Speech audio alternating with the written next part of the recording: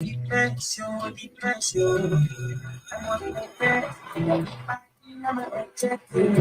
Take me protect. No tension, no tension. My darling, would you fly with go take me to fly?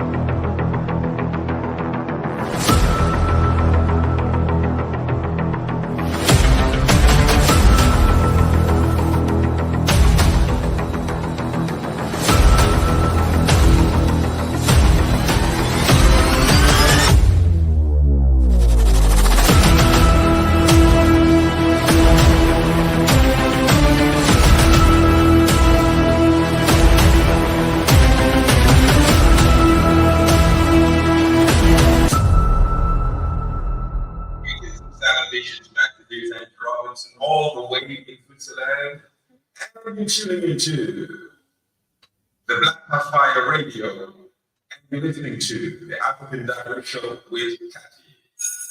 That's it.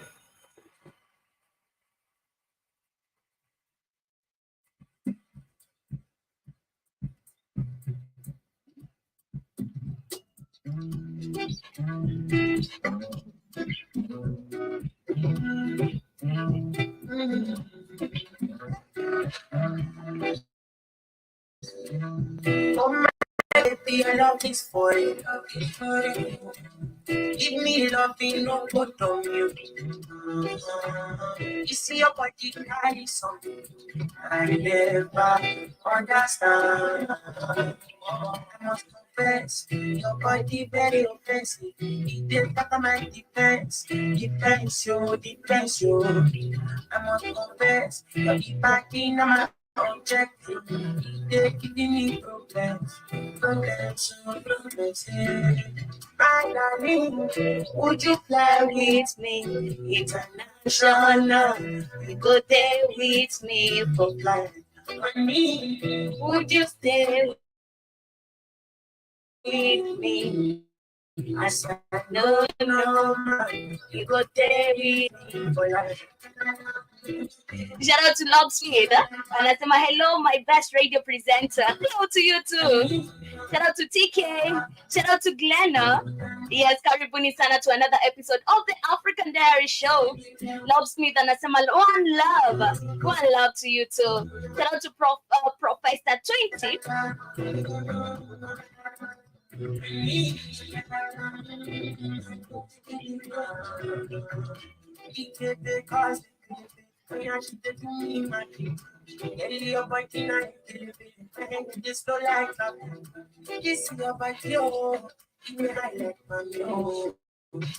Oh my God, nobody me call you. Nothing superior, I want to know my life. I want to with you, Esa. I'm not best, you're the offensive. The better my defense, impress you. I'm not confess, you're back in my objective. They're giving me problems, don't let would you fly with me international?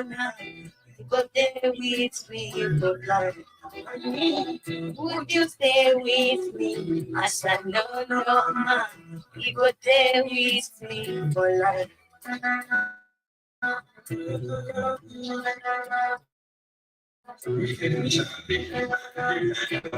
All the way in Switzerland, and you're tuning into Fire Radio, and you're listening to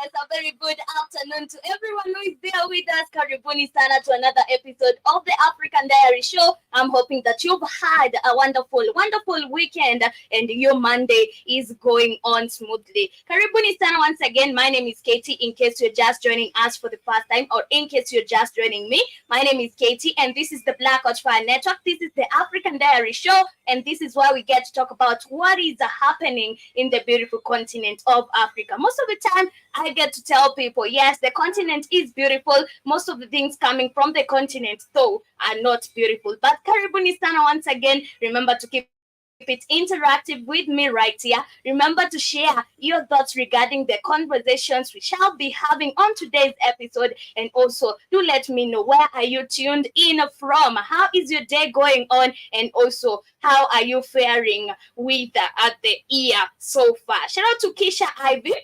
I see you in the building, Karibu sana. Shout out to Shadi. I see you in the building as well, Karibu sana. Abdi Kim na kucheki tena sana, Karibu sana. To all those who are with me on the radio station, Karibuni sana. To all those who are with me on Facebook, YouTube, and on the website, Karibuni sana once again. Remember, this is the African Diary Show, and remember to keep it interactive with me on today's episode. We started off our show with an amazing, amazing jam that was AV. And the jam was Confession. I hope you did get to jam onto it. And before we even go back to the music, today's topic, or on today's episode, we shall be talking about different matters. One of which is about the Chinese companies pouring $7 billion into mining infrastructure in Congo. And this even comes after I've heard Joby was talking about also Chinese company pouring a lot of money into the electricity sector. And I'm like, no, you are waiting for Chinese to come and give you electricity in Congo. You know very well they don't even have a source of electricity in Africa, but they will steal from other African countries to bring it to you. Anyways, that is one of the discussion we shall be having on today's episode. Of course, that is the main focus of the day. But as we get to move on, in Sierra Leone, human trafficking of the poor is continuing up to date. If you're poor, or if you happen to be poor in Sierra Leone, you might be at risk of being sold off. Imagine, this is so bad. And I was asking now, how do they classify poor people? Because even right here in Kenya, the middle class right here in Kenya are poor. They are considered poor in other states. So how poor are these people in Sierra Leone? But do you think that this is right? Of course it is not. So we shall be discussing this and more of that as we get to continue with our show for today, and also as we get to look on different other matters coming also from African countries. Also, about Kenya and Uganda, there's a row that we've been talking about, and this is an oil row or a fuel row, where Uganda said that they are not going to be giving Kenya, or they unsigned a deal they had with Kenya where they were supplying Kenya with fuel. But now what is happening is we saw Uganda signing another deal with another country, of course, from outside Africa. And what happened is they were using our pipeline, or they were using the Kenya pipeline to supply its fuel or to cross fuel. So what happened is right now, what happened is the Kenyan government told them, you're not going to use our pipeline. You said you're not going to give us fuel, so you're not going to give us pipeline. But after that, where do you think that the Kenyan oil is coming from right now? Or where do you think that the Kenyan government is getting oil from? So there's a shortage that is hitting our country. And yes, oil facilities are facing huge losses as Uganda shifts to Dar Port. Remember, we said we're not going to offer them our pipeline or our port. So right now they have to go to Dar es Salaam or Tanzania, where they're getting the port. So this is what is happening. But now Kenya is facing shortages or losses, just because Uganda decided we are shifting from you and we are going to Tanzania. And that is something also we shall be talking about on today's episode. Although I explained that some bit of it, and I bet you guys already understand what I'm talking about. But shout out to Sydney Amani. Thank you very much for the gift, Sydney. And shout out to you, and thank you very much as well for joining me on today's episode. And we get to continue about other different matters. We shall also be tackling about the Kenya-US trade talks, because I'm seeing that right now there's a contentious talked about agricultural sector or agriculture sector right here in Kenya, and this is about Kenya and the United States talking or set to begin talks on contentious clauses in proposed bilateral trade. And I don't think that this is something beneficial to Kenya, because at the end of the day, this is I see exploitation. Whenever I see a white man involved in a black man's business, I see exploitation. I don't see any profits. I always see exploitation. But anyway, those are some of the discussions we shall be having on our episode today, or on our show for today. So keep it interactive. Make sure you join me. Make sure you're talking to me. Make sure you're telling me where are you tuned in from, and also contribute to the conversation. But anyway, we are going back to one more jam. Remember to come back with your quote of the day in case you have one. And if you're feeling low today, and stay tuned for the motivational quote of the day. But anyway, we are going back to one more jam. Remember to keep it interactive, and remember to come back with your quote of the day. This is BN featuring DJ Edu. The jam is too easy. Get to enjoy. Don't forget to come back with your quote of the day.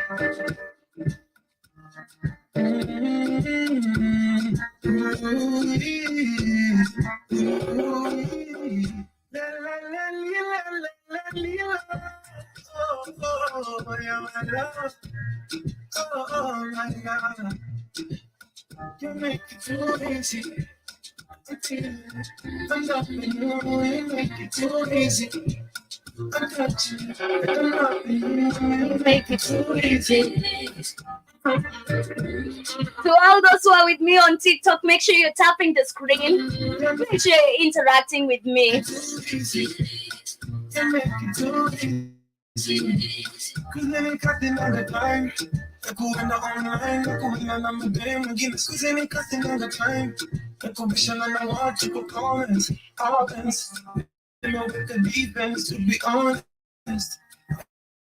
I just wanna be with you and I know that. I just wanna be with you and I know best. I just wanna be. My quote of the day says education is not learning of facts, but the training of the mind to think. Yes, education is not the learning of the facts, but the training of the mind to think. Make sure you train your mind to think today. Yes, don't be that person of waiting for people to think for you. Yes, and remember to think for yourself. And everything you say, I done it. And when I get inside, you do it. You're on fire, too easy. I'm feeling it. I'm loving you, you make it too easy. I'm touching you, I'm loving you. You make it too easy. It's my love, ain't nobody else. Oh, baby, you can somebody every time. Baby, you wanna try so. Baby, you know I can't deny you. And when you call out, when I'm feeling low, you're the only one to give me a you. Only I don't know. You elevate, and when we date together, we marinate. And everything you say, I done it. And when I day inside you, you do it. You're on fire, too easy. I'm feeling it. I'm loving you. You make it too easy. I'm touching you. I'm loving you. You make it too easy. Fire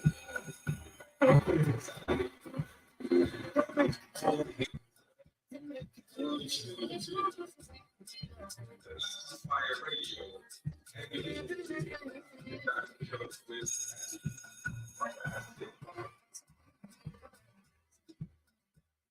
Yes, welcome back to the African Diary Show. That is a BN featuring DJ Edu, and the jam is too easy. So as we get started with our conversation of the day, I've told you if you are in Sierra Leone and you are poor, you might be at a risk of getting sold or at a risk of being preyed on by the fellow Sierra Leonean. But anyway, what is happening in Sierra Leone is that Sierra Leone's poorest communities have long been a prey to human traffickers, and climate change is making things worse.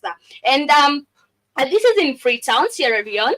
Zainab, who this is the last name, with held seats in a dimly lit office in the Sierra Leonean capital, Freetown, plugs a number into her phone and inhales sharply. A man picks up after two rings. I hear you are offering jobs in Lebanon. The 29-year-old Sierra Leonean social worker tells him, life is so hard here. I want to get out. Can you help? So the man gives her an address in Waterloo, a densely populated town 32 kilometers south of Freetown, and tells her to bring 3 million Sierra Leones and as an initial down payment.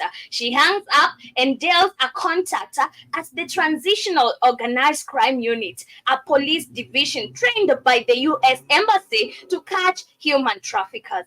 It can be difficult to reach the perpetrator, says Emmanuel Cole, head of the unit. Sometimes we lure them to us by making them believe someone is interested by their program. It is not the first time that Zainab has helped to set up an undercover sting.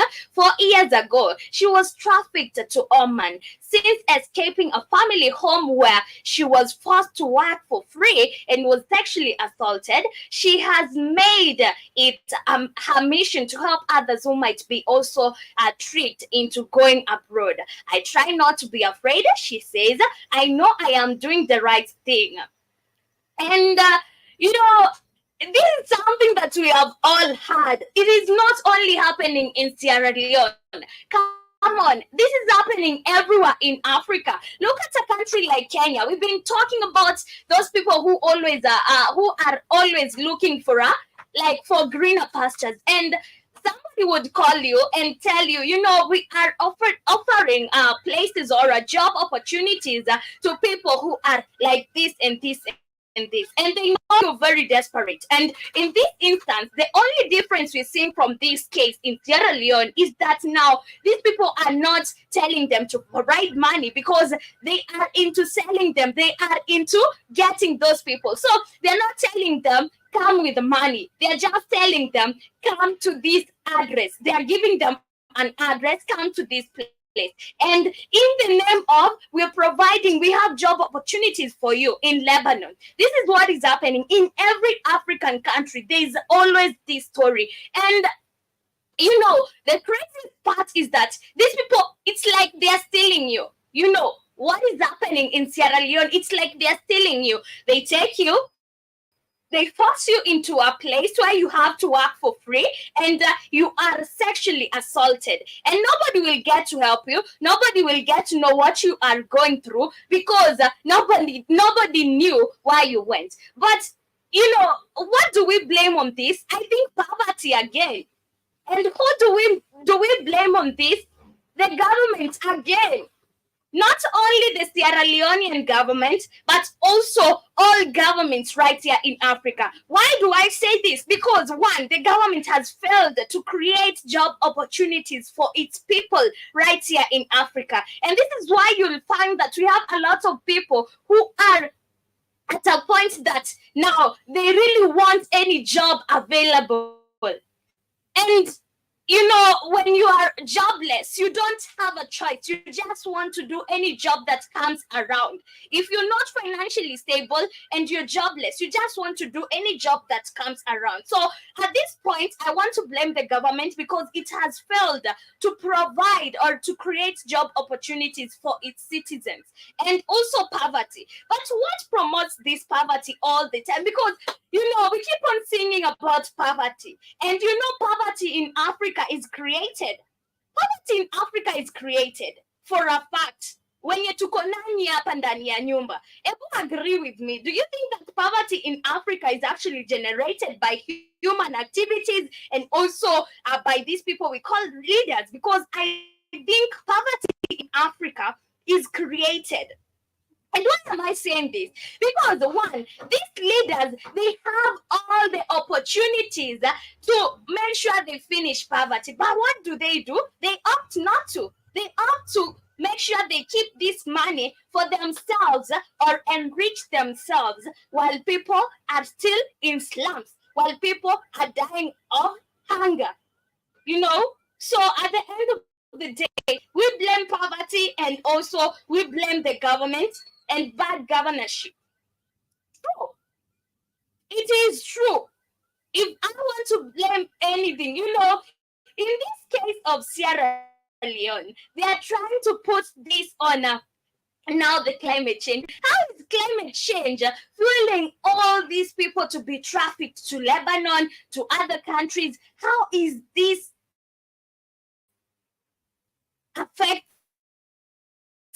or is this fueling to the whole problem? Because I still don't get. Because it doesn't make sense. You want to associate climate change and you want people to believe that climate change is there for a fact. It's not there, but you want people to believe that it's there, but now you're including it in irrelevant even information because this is so irrelevant. But what is happening in Sierra Leone is just crazy, and I hope these people will find a solution to all this. And also, I hope these human traffickers will be arrested, all of them. But remember, this is also their source of income. These people are just hustlers.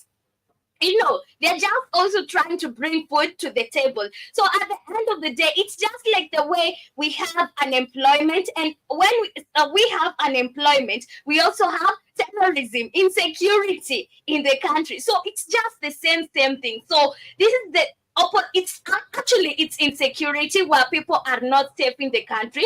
And this is so bad. Human trafficking, especially to the Arabic countries, is so bad. It sounds so bad. But even before we get to continue away from that, but still on the same side of the story or on the same conversation, I saw about Kenyans talking about how they are disappointed with our Kenyan government.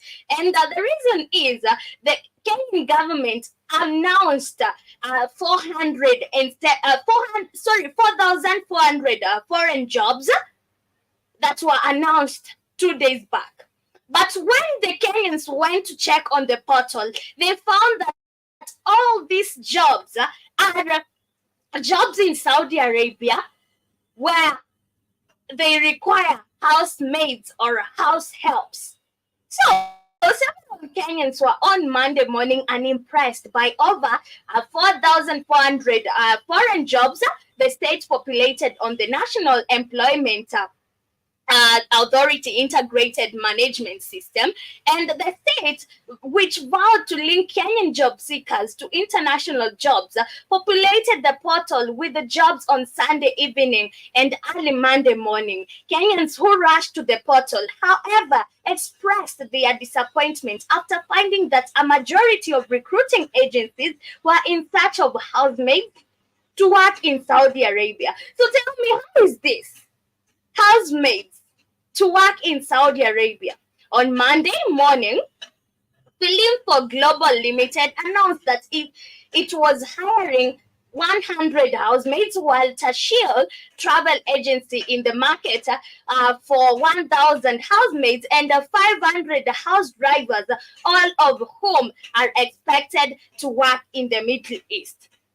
Isn't this the same thing we're talking about in Sierra Leone? Because I think what is happening in Sierra Leone is something different. But at the end of the day, if you look at the matters, this is just the same thing. Because let me read you a certain paragraph right here on the Sierra Leonean story. So, human trafficking is classed as using force, coercion, or fraud to send someone to a new destination to profit from them. While official data is scant, experts say that the problem is rife in Sierra Leone, with youth and unemployment at nearly 60%. The majority of the population surviving on less than $3 a day. There are thousands of people for traffickers to prey on who long for better opportunities overseas, and they often target women, touting well-paid jobs in the Middle East. And you are sold a lifestyle, says Vani, of migrant writer, a Qatar-based advocacy group. The agents offer jobs as nannies, hairdressers, maids, or shop assistants in countries including Lebanon. Just what I was reading right here, just what the Kenyan government is talking about. Oman, Dubai, Kuwait, and Turkey. But when their clients arrive in the destination country, their passports are often seized and they are forced into unpaid labor in people's houses. Many young women report being sexually abused. Just like what is happening right here in Kenya, the government is announcing jobs, telling you we have 4,400 job opportunities for you. But when you go and check at the portal, most of these jobs requires you to go and become a house help in the Middle East. So tell me, is this a way of creation of employment? I'm glad that in Sierra Leone they are calling this what it is, because this is human trafficking. But the government of Kenya will not call this human trafficking. They will call this creation of employment, because their will is to export you as laborers to a place that you're actually not loved for their benefits. Imagine. And they will call this creation of employment. This is so sad, and I feel so bad about this. But at the end of the day, this comes to impoverished nations. You will never hear people in the US, they are trying to find jobs in Africa. You will never hear something like that, because these people are always looking forward to invest in Africa.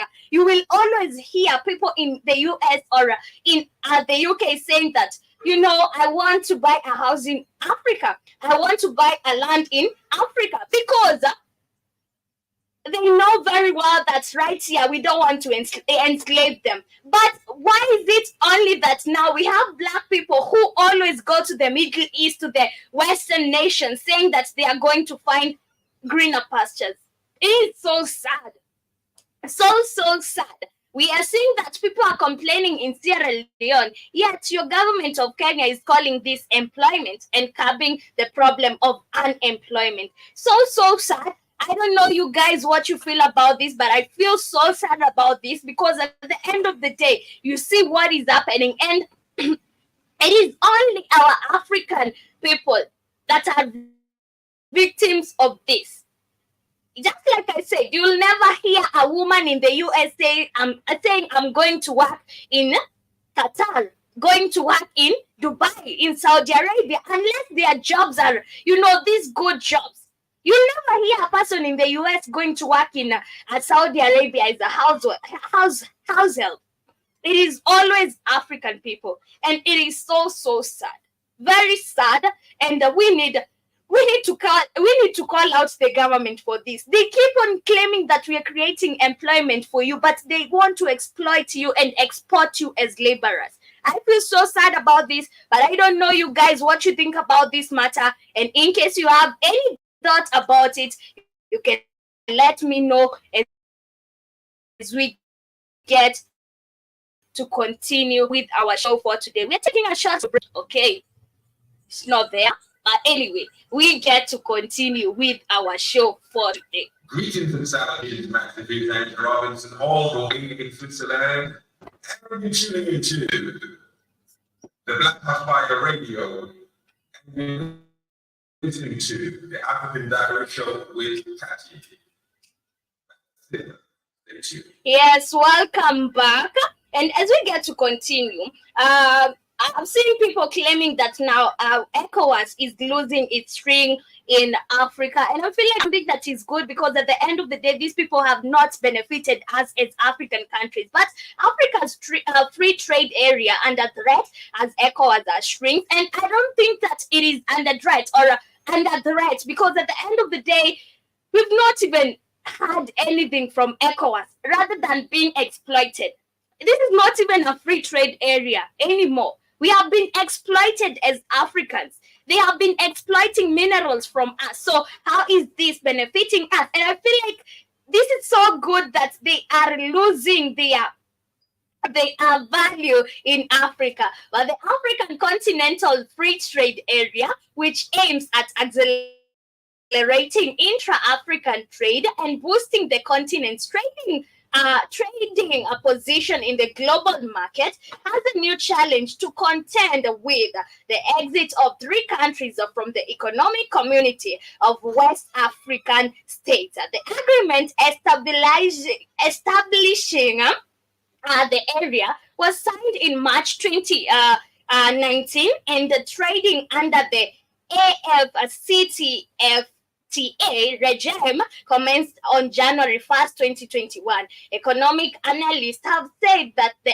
exit of Niger, Mali, and Burkina Faso from ECOWAS as a regional economic bloc would have negative implications for the countries in Africa as a whole. But do you think that this is going to have a negative impact for the African countries or for Africa as a whole? Of course not. They're just trying to instill fear, and this is what they have always done, trying to instill fear to African people. You cannot trade without us. Where have they helped us? Where was the help? Where did you see ECOWAS helping African countries? They just claim to have helped us, but where is the help? I'd love one of you to tell me, where has ECOWAS helped any African country? So they're trying to caution us or to tell us, because Niger and Mali, or Niger, Mali, and Burkina Faso exit the bloc, you are not going to be able to trade again. We are actually going to be able to trade. Can't you see those 3 countries? How are they doing right now economically? They are doing great and doing very well. So they should not be instilling fear on Africans, and Africans should not even be buying their nonsense, because this is madness. They're just trying to preach a lot of negativity to Africans and make us think that we are nothing without them, but we are actually something without them. Yeah, this is what I mean. But ECOWAS, also known as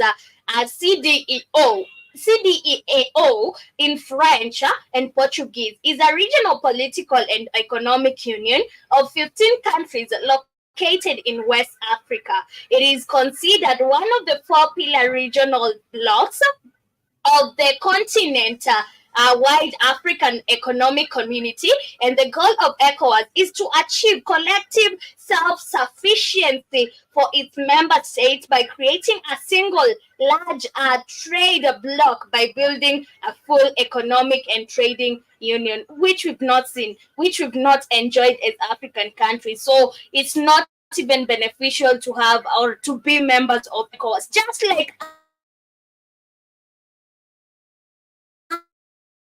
other that didn't focused on Africa or focused in Africa. You look at these things, they are always led by white people, and they are focused or in Africa. It's because they are benefiting from what Africa has. And don't be fooled when these people tell you you will not be able to do anything without us. You will actually do everything without them. Shout out to DJ Flani, and thank you very much for the gifts. Thank you very much. Shout out to Baba Belma. I see you in the building. Brand, I also saw you somewhere. Shout out to you. And Super Tunda Music, thank you very much for joining me. And thank you oh my God, thank you very much for the gifts. And Asante Sana. As we get to continue, we're still talking about this the ECOWAS, and I was talking about the regional trade blocks we have right here in Africa, and none of them are beneficial to African countries. The only thing is they extract resources from Africa. So how are they benefiting us? Shout out to Andy Miles, and thank you very much for the compliment. And we're not benefiting in any way. So how comes that they will affect us, or now Niger and Mali and Burkina Faso withdrawing from the trade blocks will cause us harm? There's no way. We are actually not supposed to be in any of those trade blocks. We are not supposed to be in any of those controlled trade blocks. But anyway, it also could negatively impact current efforts to collectively tackle issues of terrorism, insurgency, banditry, and kidnapping in the Sahel region and the continent, because they are the ones who does all this.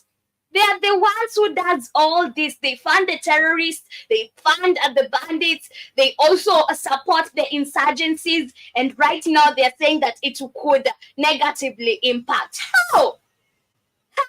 How would it negatively impact? I don't see any way it would. So you're just saying this because you know very well now you're going to cause a lot of terrorism because those countries withdrew, and you're hoping that other African countries will help you talk to the countries that withdrew from your bloc to come back. It doesn't make sense. But anyway, the CTA aims, or the ECOWAS aims to create a single market for goods and services, and a liberalized market for goods and services to enhance the movement of capital and natural persons. It is also to aid the movement of goods and services across the African continent without restrictions. According to data from the International Trade Center, the value of Nigerian imports to Niger rose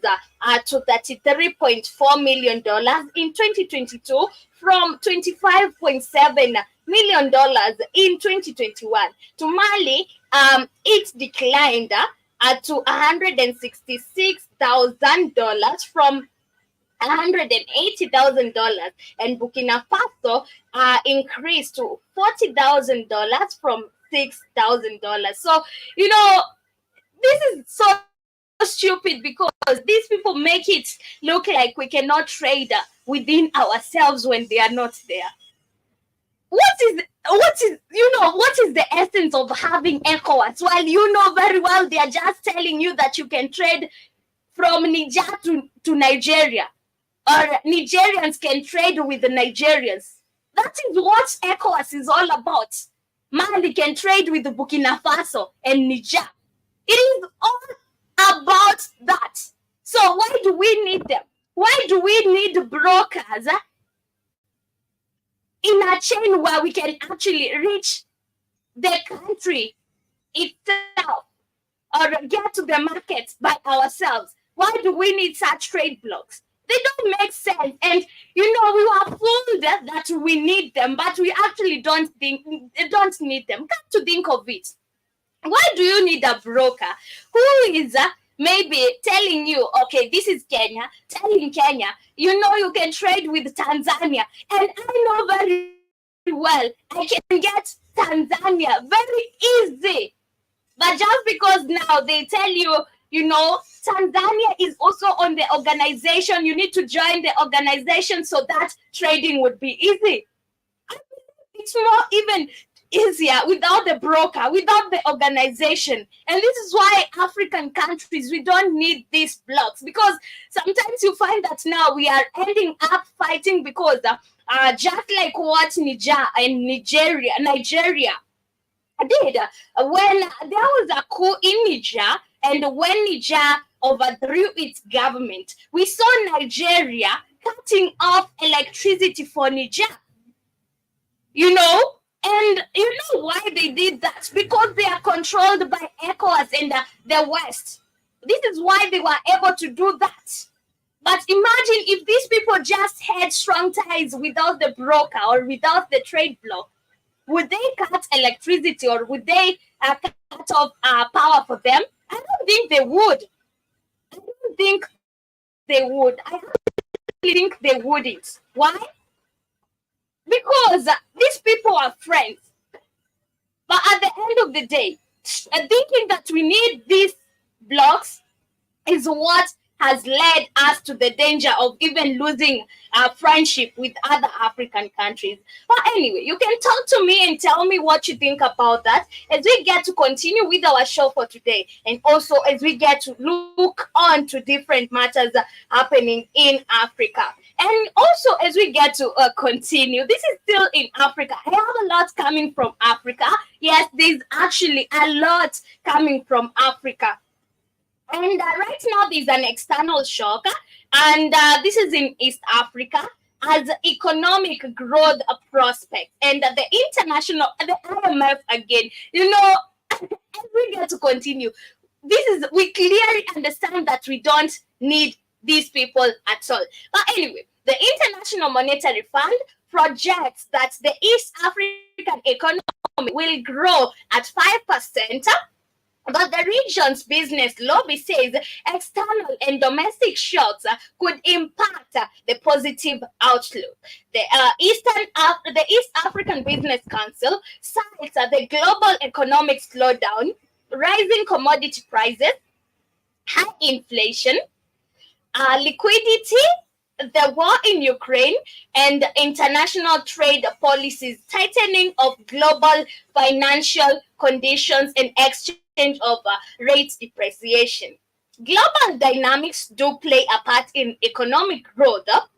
When you start seeing double-digit borrowing in Kenya, Tanzania, and Uganda, a high cost of liquidity and slow intra-EAC trade, and the economy is unlikely to grow as fast as predicted, said Just the EFBC vice chairperson and chairperson of Kenya Private Sector Alliance. And I don't support this because at the end of the day, we know what IMF wants and we know what is their aim. The last time I checked on Thursday, we were talking about how the IMF is talking or is saying that Kenya's government is not actually doing well or is not doing right in subsidizing or in continuing the subsidies of fuel. And I said that we actually don't see the subsidies. I don't think our fuel is subsidized, but they want to make it look like our fuel could be very expensive. But what we saw by the IMF, or what we conclude by the IMF, is that they love Africans suffering. The reason they are giving us loans is because they want to make sure that they indebt us, and at the end of the day, we shall be suffering because we will not be able to pay back the loans. So at the end of the day, we can just conclude that the IMF is it's just like the ECOWAS, but the IMF now is bigger in indebting us. It's bigger in make sure that we are impoverished, and also we are not growing as a continent. I believe that is one of the biggest reasons that we have the IMF working very strongly in Africa. They don't want to see any development coming from Africa. And this is why they keep you in a series of paying loans every time. You hear that the IMF has given Kenya this money to curb drought and famine. The IMF is giving Kenya this money to deal with the inflation. Why is it always like that?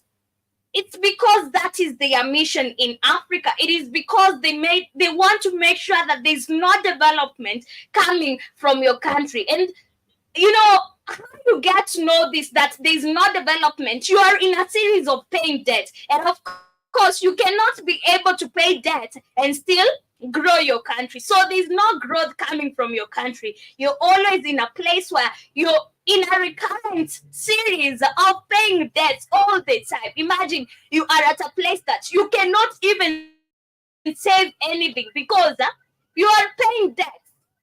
You are given an amount of money to deal with the terrorism that you didn't ask for, but you have to take it because they have offered, because you're a needy country again. And you have to pay this back, of course. And at the end of the day, you look back and you realize that I've been paying debts all the time. I've been paying debts all the time. But anyway, talk to me. Let me know what you think about this. And also saying that now we have these in external shocks that are going to dim East African economic growth. I just feel like this is a lot of propaganda to even hinder African countries from growing. But in Kenya, Uganda, Tanzania, Rwanda liquidity is low and discontinuous, reducing its efficacies. There is also a high number of applications to say, which end up reducing the volumes of intra-regional trade, Mr. Betty said. And the percentage share of intra-EAC trade to total global trade remained at 15% in 2020 to 2023, calling for a boost of manufacturing productivity, diversification, import substitution, and competitiveness. I don't think this is just a good idea. And also, I feel like this is a lot of propaganda. And of course, the IMF will come and tell you everything for you to take even more loans. They will come and tell you everything for you to feel like you need the Western countries. But according to the IMF World Economic Outlook in 2023, the EAC is poised for 5% economic growth this year from 4.9% in 2023. According to the IMF report, East Africa's real gross domestic product was propelled by its service sector, contributing almost half of the growth in 2022 and 2023. But Mr. Berry argues that EAC should be aiming at double-digit economic growth. The biggest problem today is the phase of application which are politically driven. We are distorting trade within the region as it does not encourage local manufacturing, he said. He also cited this harmony of taxes created by these phase of applications, non-tariff barriers.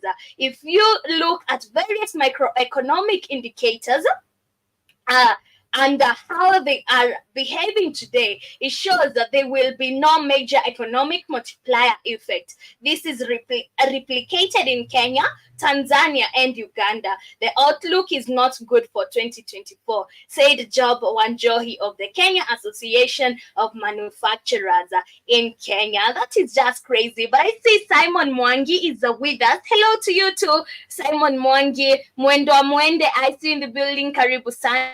And to all those who are just joining us. And microeconomic indicators include various economic measures, public finance, disposable income, inflation, and world trade. Disposable income levels are influenced by factors such as taxation policies, wage growth, and social welfare programs impacting consuming spending and overall economic demand. So at the end of the day, this is just propaganda. And if we are wise as a country, but we are not, because we know very well our country is led by puppet or by a puppet, we will not be stressed by this. We will not listen to this. But anyway, just like I said, our country is led by a puppet who will always listen to what the IMF is saying, who will always want to be controlled by these white people and get to do what they want to please them. So at the end of the day, he is going to take this seriously. And of course, we've had so many people saying that, the Kenyan currency is depreciating all the time. Of course it is. But at the end of the day, if you look at the matter as it is, you'll see a lot. You'll notice a lot. It is depreciating even against the Tanzanian shilling, against the Ugandan shilling. So, and why is this? Because I feel like our country, we have a lot to do. We have a lot to do as a country. One is inflation. Yet, we know very well one inflation is caused by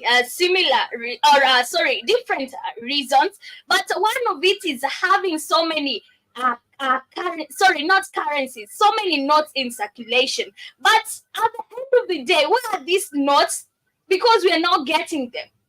Also, we have the country suffering from debt crisis.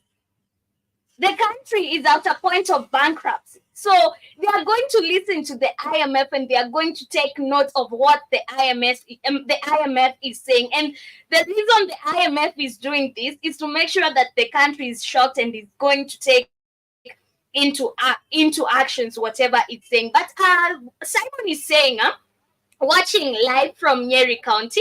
Thank you very much, and asante sana for joining me. Make sure you're tapping the screen and also as you get to talk to me. So as we get to the main focus of the day, this is about the Chinese companies pouring $7 billion into mining infrastructure in Congo. And on the last show of the Pan-African Bliss,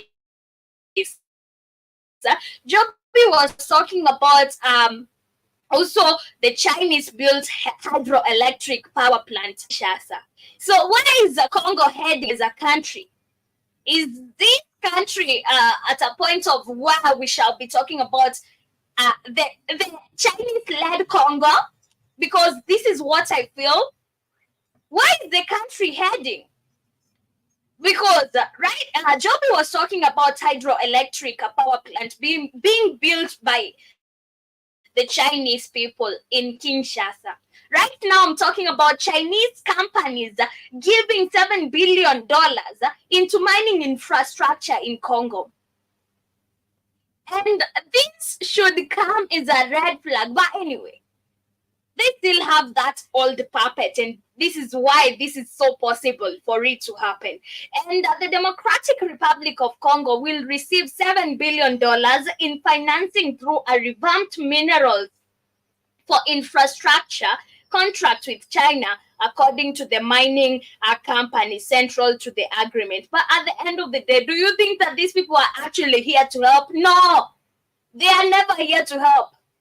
Do you think that they are helping or they are giving this $7 billion into mining infrastructure because they want to develop Congo? No, never.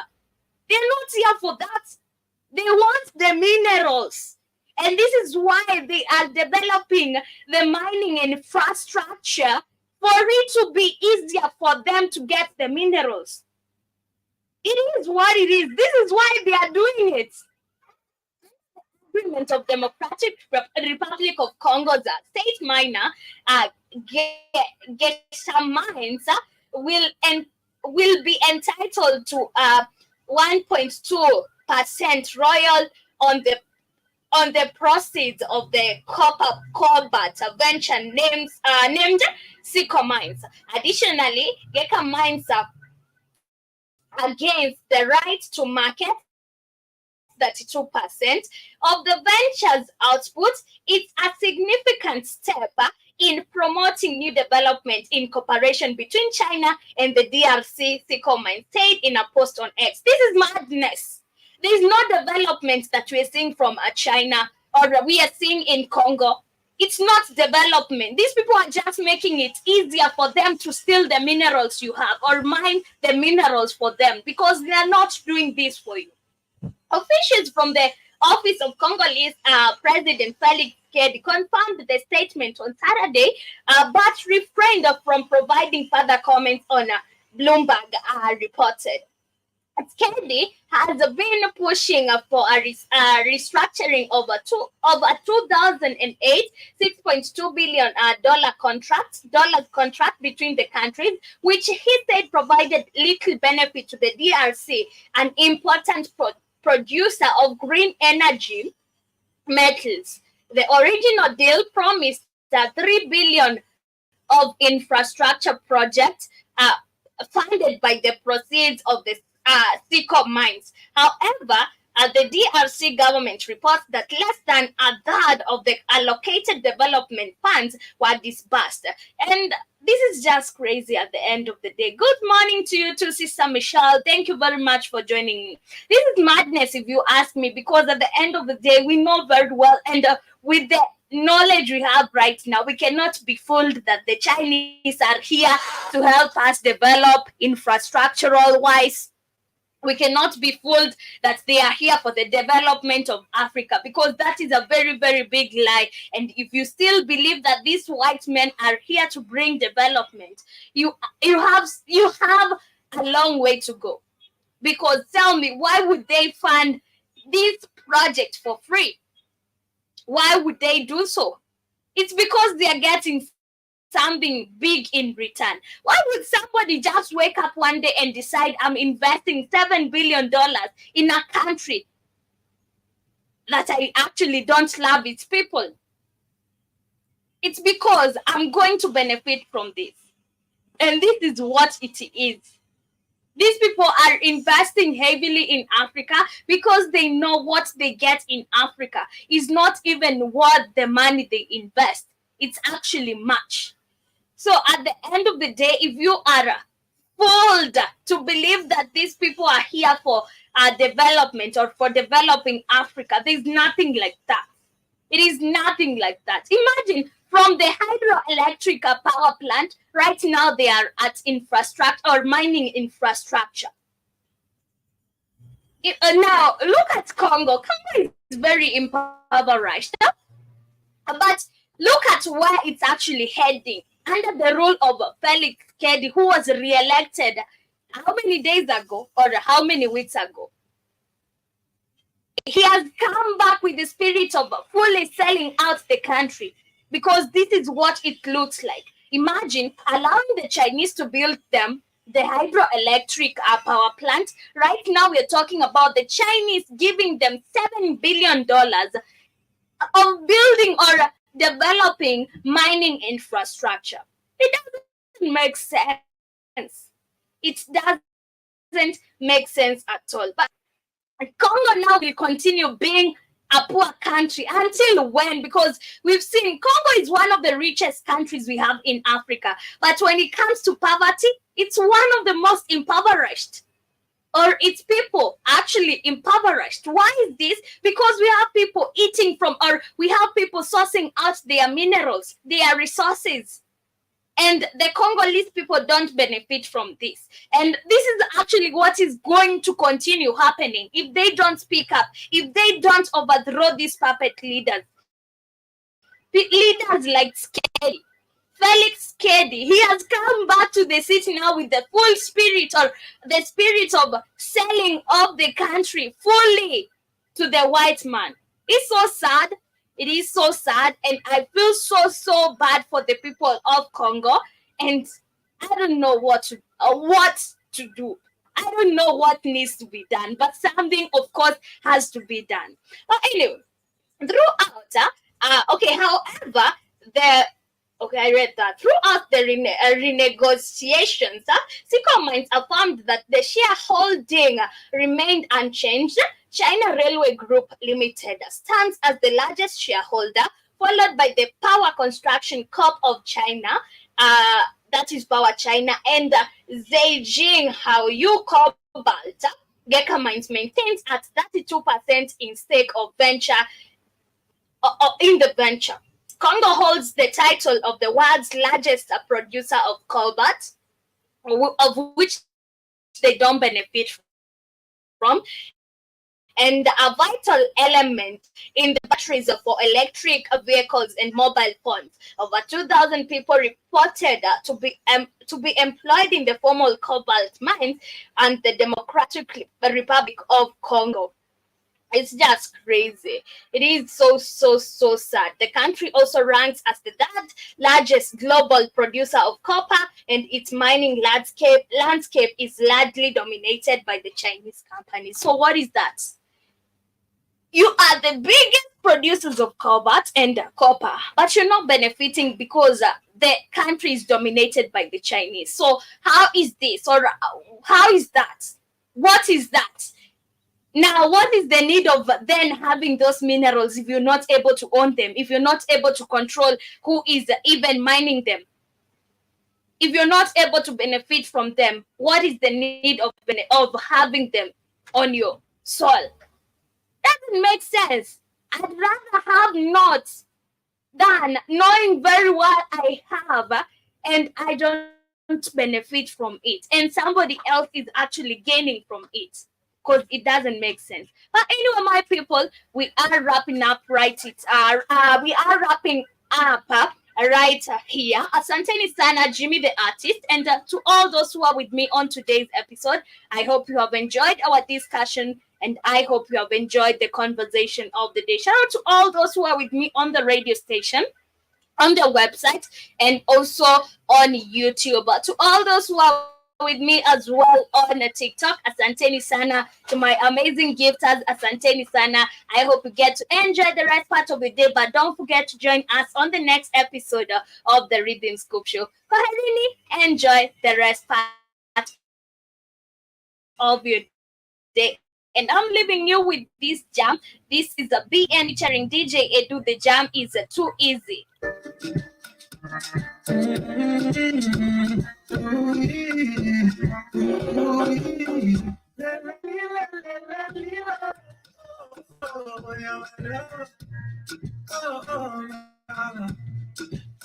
You make it too easy.